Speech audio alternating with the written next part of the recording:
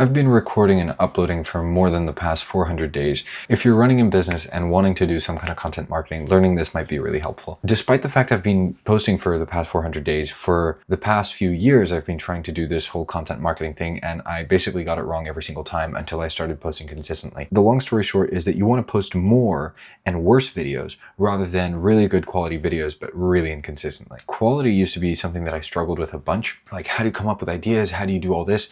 I realized what I needed to do in order to create consistently was just lower the bar as much as possible. I actually hired an editor like 2 or 3 months before I started posting daily, trying to post once a week. And guess what? I never did it. I always failed because it was always the last item on my to-do list. I always procrastinated it because it was the most unfamiliar task, the most unrewarding. You don't see immediate results. And I didn't know how to start, to be honest. And so eventually I just grew really frustrated with myself. And I just said, okay, screw this. I'm just going to post every day, no matter how bad, no matter how poor. I will just record something. And that was basically the start of all this. And now I'm a lot more comfortable. I know how to do the basics.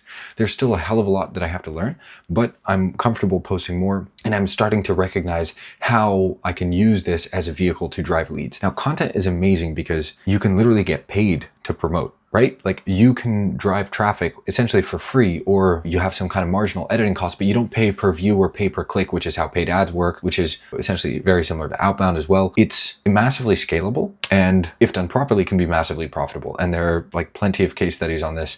The biggest brands are coming out of personal brands very often, or at least coming out of social media of some sort. I don't need to kind of explain that to you if you're on this video. But how to get started when you've got no background in this can be really challenging because you don't know what good looks like. Or you do know what good looks like, but you don't know how to get there. I'm a perfectionist type, and so I lost a lot of time trying to make it better. And I didn't realize the answer was start with more and then get better. Because at first, there's just too much stuff that you don't understand, and you can't make amazing videos because you just haven't done them enough times. If you come from a cinematography background, then a completely different conversation. Maybe you know what you're doing. I didn't. I had no idea what I'm doing. I still don't. Just starting with volume and removing that bar of like quality makes it so much easier to get consistent. And at least for me, I think that was a big unlock. If I hadn't done that, I wouldn't be where I am. So if you're curious about how to start, if you want to figure out where to start, just start by lowering the bar as much as possible, post on a daily basis, and just try and speak to whoever you're trying to help, really. I run a software business where I help small businesses use automations. My ICP is essentially very similar to myself. It's a 6-7 figure business owner that is relatively small team wanting to use more automations, more technology to leverage their team. And so I'm trying to make content to help those kinds of prospects and people maybe like yourself who are interested in content marketing just as I was and who have struggled with that like I was a year ago. And so I'm just sharing kind of how to overcome that barrier. And you can share things on how to overcome the challenges that your ICP has.